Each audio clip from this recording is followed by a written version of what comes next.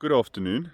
We are having a walk around the farm this afternoon, and I thought I would quickly just show you, this is another block of a Marinada, but we'll also move down to the Penta, who are actually in flower at the moment. And I just wanted to show you what this looks like.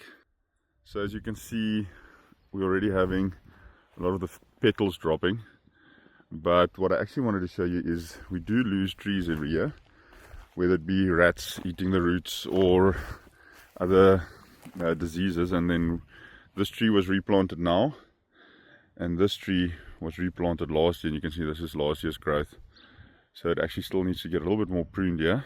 They obviously missed this tree, but we do focus also a lot on biodiversity. We have these rows of trees growing in between these pine trees and other bushes that we plant.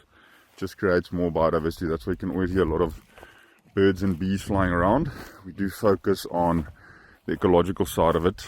It actually also makes economic sense. If you've read some of the blogs I've written, it's not just about trying to be very eco. There is actually a financial sense behind it. And then obviously you can see our soils are always covered, never uncovered. And we're actually going to Brussels on Tuesday, where we've won a prize from the Soil and Land Management Association of Europe, and I will be doing a couple of videos from there. But I'm going to go over to the Penta block now and just show you what they look like in full flower. Here we are now, moving from the Marinada over to the Penta. We are now in full bloom, so between the varieties we get quite a couple of weeks of flowering, which obviously also reduces the risk of the frost. We have about 450 trees per hectare, and it is normal for us to lose maybe 1 or 2 trees a year. Sometimes we have trees like these. This one actually, you can see it hasn't got a lot of flowers, so we will do an analysis of its leaves, see what disease might be affecting it, and then decide what to do with it. But yeah, it's kind of the cost of doing business. 0.5%, 0.2% of the trees will get replaced every year or 2 years, which is quite normal.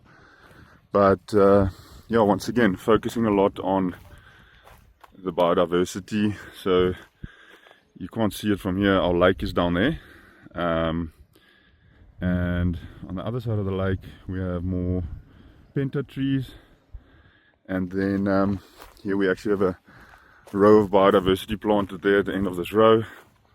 So yeah, we're very excited about the flowering season, especially for the Penta this year. They've had no rain during the flower period, and we have got quite a lot of pollinators flying around, so we're excited about the results we're going to have. I wanted to show you guys where our irrigation water comes from. This dam's about 10 meters deep, and it has a resident otter living in here. We actually put fencing around just to not let any of the kids or other animals fall in here, and a lot of native vegetation growing around the side spontaneously, so great spot to accumulate the water. The weakest spot on this farm is actually down here. You can see there's a lot of moisture on the soil. A lot of water actually just accumulates here. You can actually see it down there. People, when they show you their farm, they normally just show you the best spots, but every farm has weaker areas and better areas. And then that area at the top of that hill, it used to actually be a big rock, and when we took the soil out of the dam, we actually put it over there with a bulldozer and recuperated probably about half a hectare there. This is also the Penta variety, and as you can see, we don't have a lot of conventional or other agriculture around us. We're an island of biodiversity. This is a pioneer species growing here, but because of climate change, the forest actually have been struggling to come back as it would have done in the past. And then we have a little stream running along in the middle of the farm. We don't actually draw water from it. We don't need to. We get enough rainfall, and yeah, this is how we set up most of our farms, or all of them actually. Central watering point, and then plant as much as we can around it, and then including a lot of biodiversity lanes, like you have here areas that are not planted and all planted with other types of bushes and trees. So yeah, this is another dam right at the top of the farm. Got a little flow in there of water coming from an underground spring, and then This is actually for a walnut plantation we have here. This little hole was here when we acquired the property, but down at the bottom you can see the almonds all over there. There's that bottom dam we were standing earlier.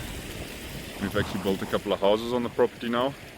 It's got families living here, a sustainable system in between the organic almond orchards. So I think this is the best example of rural development you can get. So yeah, that's about it for the day. Hope you have a wonderful week.